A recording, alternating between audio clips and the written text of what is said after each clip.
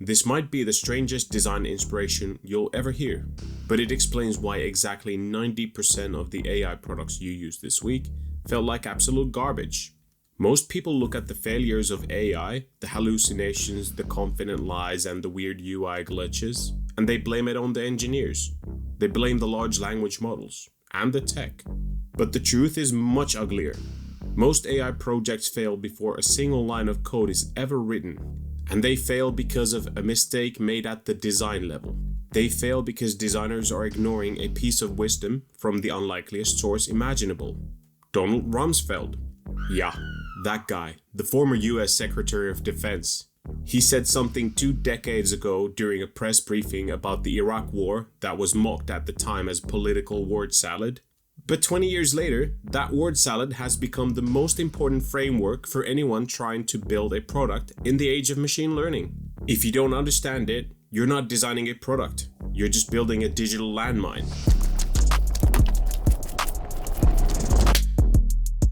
Welcome to Design Unhinged. I'm Pat. Today, we're talking about the unknown problems and why your AI-first strategy is probably a disaster in waiting, and how to actually approach a system that resists being controlled. Most AI projects in tech world today don't start with a problem or a user need. They begin with a sentence, usually uttered by a product manager who just watched a keynote, or a CEO who's terrified of being left behind. This mongrel of a sentence is, "We could use AI for this." It sounds harmless, even smart. It's the kind of a thing that gets people promoted. But that sentence is a trap. It quietly skips a step that matters more than the model you choose, or the fancy UI you slap on the dashboard. It skips the question, what do we actually know about the system we're building? Teams move fast because AI feels like a feature.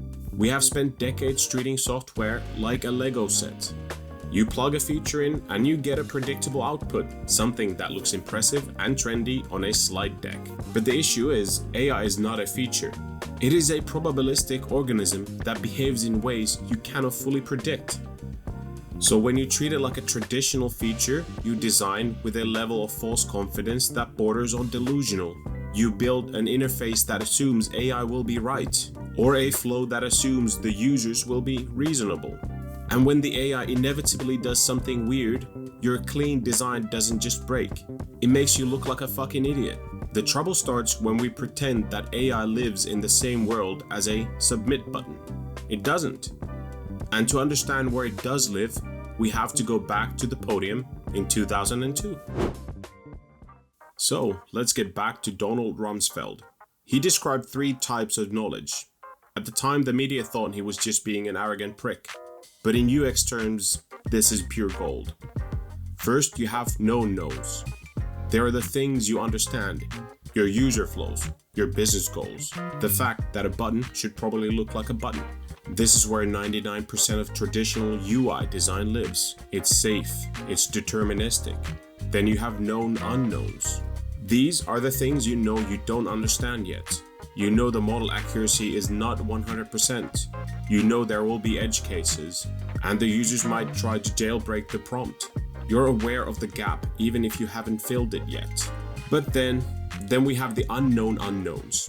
The problems you haven't even realized exist yet. The weird prompt that triggers a recursive loop.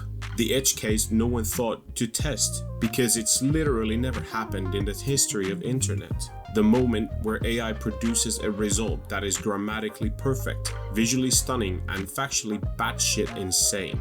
And AI lives almost entirely in the second or third categories. It stretches deep into the unknown. Traditional software is a curated garden. AI is a jungle that grows 6 inches every time you look away. And here's the kicker, it's not just the model, it's the data.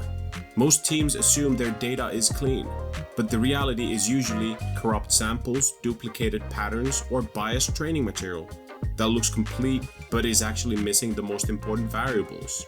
When you design as if everything is known, you're not simplifying the problem for the users, you're lying to them. You're pretending to have certainty where none exists. And in UX, that is the fastest way to set your brand's trust on fire. If you're designing for an AI solution, your job is not to control the system. You can't. Trying to control a large language model is like trying to train a cat to do your taxes. You might get lucky once with a few scratches, but eventually it's going to shit on your paperwork. Your real job is to manage uncertainty, deliberately and transparently. So the first shift you have to make is to stop designing for perfection and start designing for failure. If your interface only looks good when the AI is 100% right, your product is fragile as hell. You have to design for the moments when it's wrong, when it's partial, or when it's just plain confused. This means making the system's logic legible. Traditional software tells you what happened. AI needs to tell you why it thinks this is the result. You need to allow for correction. You need to show the thinking phase. But most designers are terrified of friction. They want everything seamless. So they hide the AI's messy process. They present a single generated summary as if it's the absolute truth. And when that summary is wrong, the user has no way to rebuild their mental model. They just feel betrayed. Good AI design pushes back. It uses guardrails and constraints, not to limit the AI's creativity, but to prevent the user from falling into a canyon of unknown unknowns. You don't give the user a blank canvas. You give them a sandbox with very specific walls. Let's look at a failure pattern. A team builds a customer support AI. They assume a known known that users will ask simple questions about shipping and returns. They assume the output will be good enough because the training data looked solid, but then the product goes live. A user asks the AI to write a poem about why the company's CEO is a lizard person. The AI, being a probabilistic yes man, complies. Another user asks the AI to give them a discount code, and the AI, wanting to be helpful, hallucinates a 90% off coupon that works on the entire store. Suddenly the system feels unreliable, not because the technology is broken in a traditional sense, but because it was designed on top of untested assumptions. The designers never mapped the known unknowns. They never asked, what happens if the user treats this like a toy instead of a tool? So the product doesn't collapse at the interface level. It doesn't matter how nice the font is, because the collapse is at the assumptions underneath all of it. The failure was not in the UI. The failure was in the strategy that pretended we were in a deterministic world when we were actually in a chaotic one. We're entering an era where the most valuable skill a designer can have is not pixel pushing, it's boundary mapping and critical thinking.